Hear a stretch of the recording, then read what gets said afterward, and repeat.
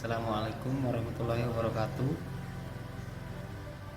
Perkenalkan, kami dari kelompok 9. Kami akan membahas tentang salah satu tokoh pemikir ekonomi Islam di masa modern, yaitu Munzir Al-Kaf. Nama saya Riki Budi Nurlamto, kelas ESH semester 4. Teman saya Novita Mega, dan yang satunya adalah Rina Handayani. Yang pertama adalah biografi Munzir Al-Kaf. Beliau dilahirkan di Damaskus, ibu kota Suriah, pada tahun 1940. Munzir Al-Kaf menyelesaikan pendidikan dasar dan menengah di Damaskus pada tahun 1962, dan dilanjut beliau menyelesaikan sarjana S1 di Universitas Damaskus pada tahun 1964. Kemudian pada tahun yang sama beliau mendapatkan penghargaan dari Presiden Suriah atas kerja kerasnya. Kemudian pada tahun 1968 dia memikirkan untuk tidak bergabung lagi dengan Islamic Development Bank. Kemudian pada tahun 1995 ia menjadi ahli ekonomi senior di IDB.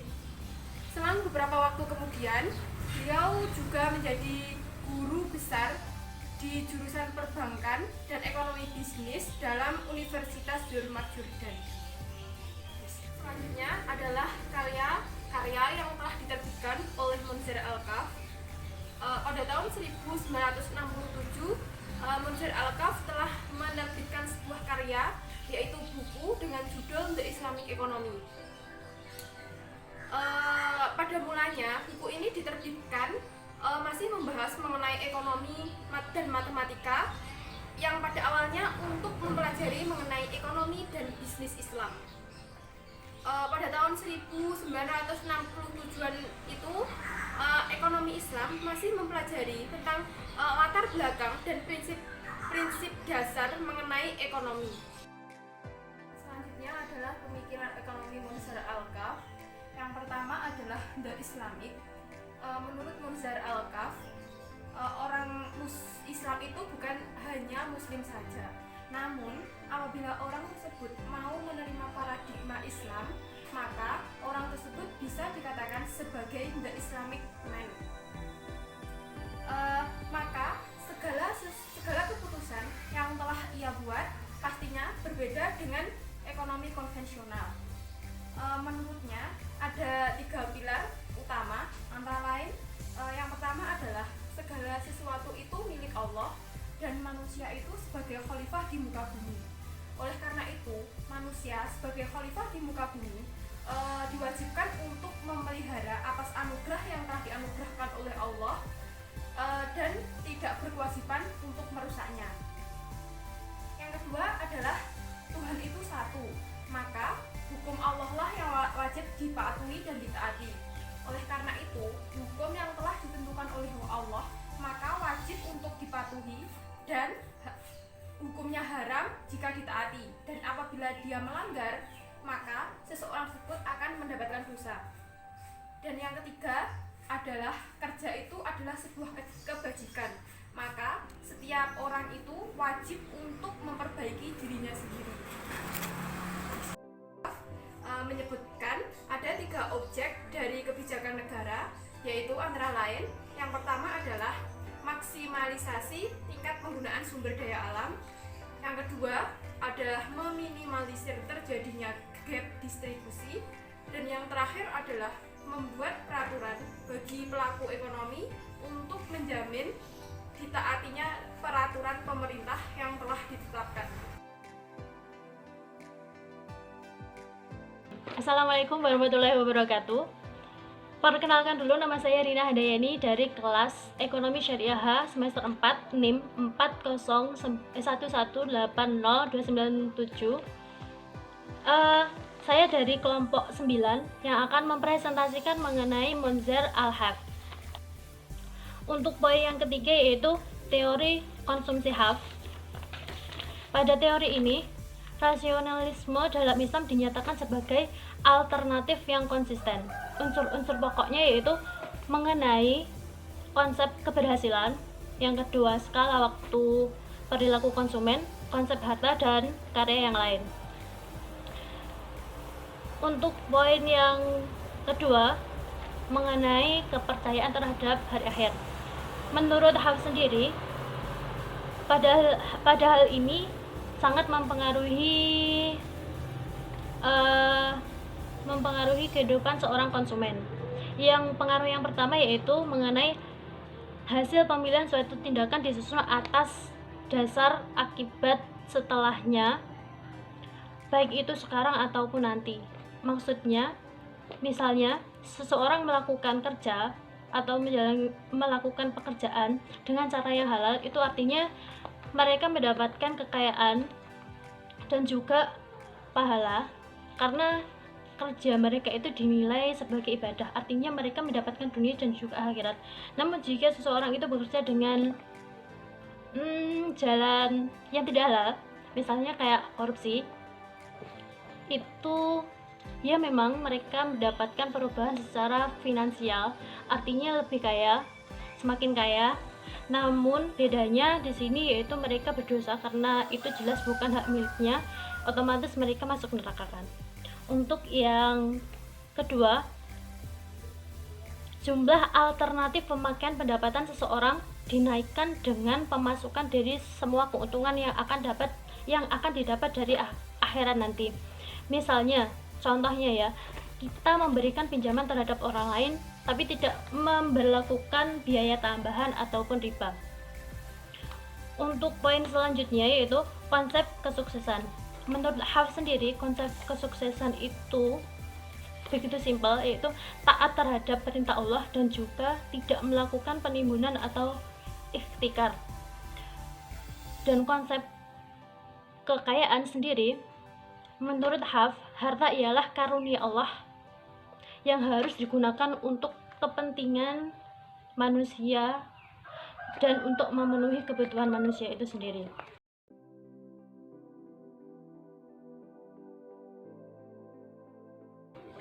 Untuk poin selanjutnya mengenai etika konsumsi dalam Islam menurut Haf.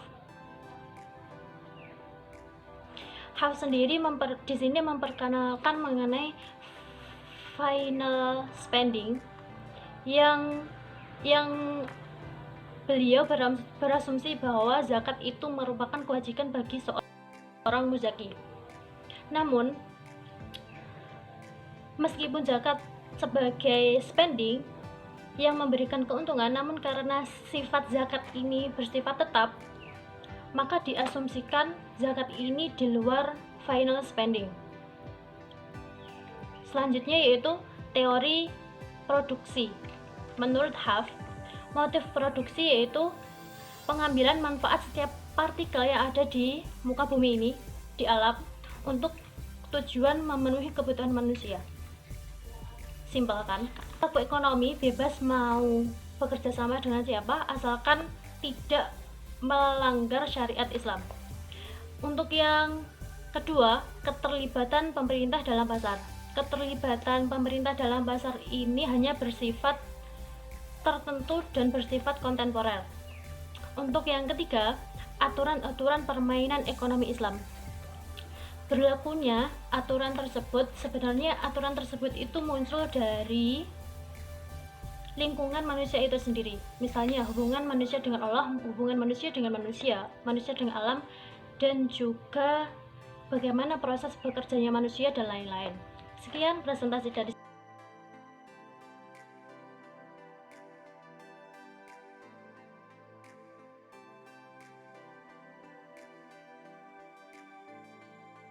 Baiklah, di sini saya akan menjelaskan tentang teori makro dan moneter menurut Monzer Alkaf. Kita masuk, salah satu teori beliau adalah ekonomi Islam itu harus menerapkan penerapan zakat. Zakat adalah pembayaran tahunan bercorak khusus yang dipungut dari harta bersih seseorang. Jadi zakat itu adalah sebuah pembayaran yang harus dibayarkan oleh setiap muslim kepada pengelola zakat, bisa dikatakan baitul mal. Zakat sendiri terbagi menjadi dua, yaitu zakat fitrah yaitu zakat makanan pokok, yang kedua ada zakat mal. Zakat mal itu dikenai persentase dengan sebesar 2,5% untuk zakat mal, sedangkan untuk zakat pertanian itu dikenai 5% dan 10%. 5% itu untuk pertanian yang menggunakan air dengan mengambil dari sumber air, sedangkan zakat 10% itu dikenakan untuk pertanian yang mengandalkan 100% dari air hujan. Jadi menurut Monzer Al-Kaf itu, ekonomi Islam itu menurut beliau penerapan zakat itu sangat penting dalam menerapkan ekonomi Islam. Selanjutnya adalah yang kedua adalah larangan riba. Riba adalah pembayaran yang diberikan lebih dari pinjaman pokok. Dalam konsep Islam sendiri jelas bahwa riba itu haram. Jadi kalau menerapkan ekonomi Islam itu tidak boleh menerapkan sistem-sistem riba. Contoh-contoh riba sebagai berikut, yaitu riba dalam pinjam meminjam. Misalkan seseorang meminjam uang Rp1.000, maka dimintai mengembalikan sebesar Rp1.500. Itu sudah dinamakan riba. Yang ketiga adalah al-qirat, yaitu kerjasama antara para pemilik aset moneter dan para pengusaha. Di sini al-qirat artinya adalah kerjasama, bisa dikatakan adalah kerjasama bagi hasil, di mana pemilik aset moneter atau para pembuat kebijakan moneter itu harus bekerja sama dengan para pengusaha atau orang-orang yang memiliki permodalan yang besar untuk mau menanamkan modalnya kepada lembaga-lembaga moneter. Sederhananya, seseorang pengusaha harus mendepositkan uangnya di misalkan di Bank Mandiri Syariah atau BRI Syariah, di mana uang itu akan dipergunakan oleh bank tersebut untuk menjadikan suatu pinjaman kredit sesuai dengan prinsip-prinsip ekonomi Islam. Selanjutnya adalah uang dan otoritas moneter. Dalam Islam menyatakan bahwa segala sesuatu yang menjadi kepentingan masyarakat luas tidak boleh diserahkan hanya kepada sejumlah orang saja. Artinya kebijakan moneter atau kebijakan uang harus dikendalikan oleh negara. Di sisi lain, disebabkan uang itu sangat lekat dengan sistem riba, makanya negara yang menerapkan sistem ekonomi Islam, otoritas keuangan harus dikendalikan oleh negara, karena untuk menghindari sistem riba, karena riba dengan uang itu sangat susah dijauhkan, sehingga negara harus berperan penuh atas pengelolaan uang.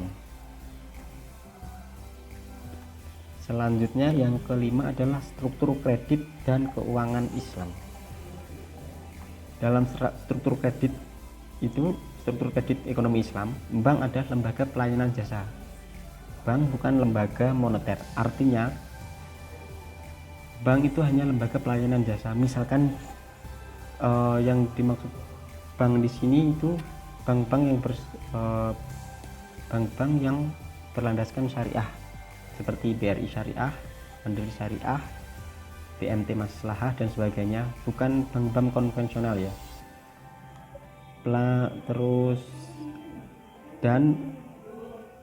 Jadi bank-bank tersebut tidak boleh mengintervensi BI atau mengatur-ngatur BI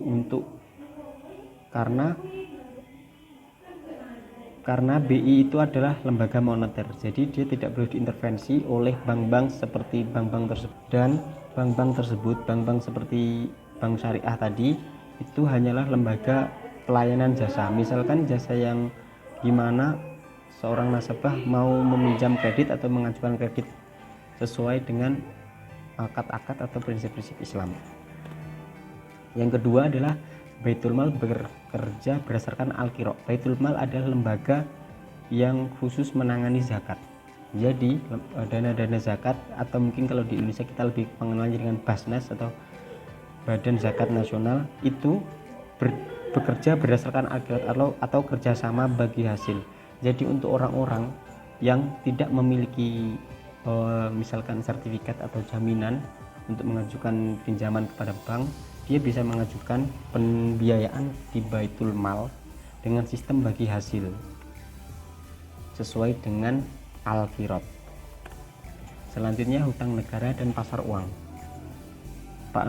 Hutang negara dan pasar uang, satu-satunya hutang negara. Artinya hutang negara adalah tuntutan-tuntutan jangka pendek dan jangka panjang terhadap pemerintahan yang termasuk penetapan nilai tukar. Artinya hutang negara ini bisa dikatakan adalah kewajiban negara untuk menstabilkan nilai tukar sehingga terciptanya ekonomi yang baik di suatu negara tersebut. Sedangkan pasar uang yang dimaksud dalam ekonomi Islam adalah pasar uang yang beroperasi sesuai dengan sistem al-qirat. Artinya di dalamnya tidak ada unsur riba, yang ada hanyalah unsur bagi hasil atau tidak ada yang dirugikan seperti konsep-konsep dalam riba. Kebijakan ekonomi ada 3, yaitu memaksimalisasi pemanfaatan sumber daya alam. Artinya sumber daya alam yang ada di suatu wilayah atau suatu negara yang menerapkan sistem ekonomi Islam harus memaksimalkan sumber daya alam yang disediakan. Jadi tidak boleh menyia-nyiakan sumber daya alam tersebut untuk kepentingan pribadi atau kelompok, harus digunakan untuk kepentingan bersama dalam satu wilayah atau negara tersebut. Yang kedua adalah meminimalisasi kesenjangan distribusi. Kebijakan moneter ini ditujukan untuk meminimalisasikan atau menjamin, atau negara harus menjamin perputaran atau distribusi kekayaan. Jangan sampai kekayaan itu hanya berputar di kalangan orang-orang kaya saja dan orang-orang miskin tidak bisa menikmati kekayaan juga. Yang ketiga adalah kebijakan moneter itu yaitu melaksanakan aturan-aturan permainan oleh unit ekonomi. Artinya kebijakan moneter ini mengatur aturan permainan ekonomi di masyarakat oleh unit-unit ekonomi untuk mengatur segala aturan-aturan perekonomian seperti jual beli, jaminan dan sebagainya, sehingga di masyarakat bisa berjalannya ekonomi dengan baik. Alat kebijakan ekonomi. Alat kebijakan ekonomi menurut Islam juga ada 2, tidak jauh berbeda dengan konsep konvensional, yaitu kebijakan moneter atau pengelolaan nilai tukar. Tujuannya alat moneter ini adalah ditujukan untuk pengelolaan nilai tukar. Jadi kebijakan moneter ini seperti menaik turunkan suku bunga oleh BI ditujukan untuk pengelolaan nilai tukar agar untuk mengendalikan inflasi di masyarakat. Selanjutnya adalah pengelolaan kredit tanpa bunga dengan dana zakat. Sekali lagi dalam Islam itu kan sangat dilarang sistem atau konsep riba. Jadi di sini dana zakat bisa digunakan untuk bisa dikreditkan kepada orang-orang yang membutuhkan dana dengan konsep nanti jelasnya dengan konsep bagi hasil, sehingga tidak ada konsep-konsep riba di dalamnya. Selanjutnya adalah kebijakan fiskal. Kebijakan fiskal yaitu terdiri atas pemungutan dan pengeluaran pajak, macam-macam transfer dan subsidi. Kebijakan ini yaitu misalkan memberikan beban pajak kepada suatu perusahaan dan perorangan untuk membayar kepada negara atau pemerintah. Yang kedua adalah subsidi. Pemerintah memberikan subsidi untuk produk-produk atau jasa-jasa tertentu sehingga kebutuhan yang dianggap mendasar bisa terpenuhi di masyarakat. Kurang lebih seperti itu konsep moneter atau kebijakan moneter menurut Monzer Al-Kaf. Kurang lebihnya kami kelompok 9 mohon maaf. Subhanallah wa bihamdik, astaghfiruka wa atubu ilaik. Assalamualaikum warahmatullahi wabarakatuh.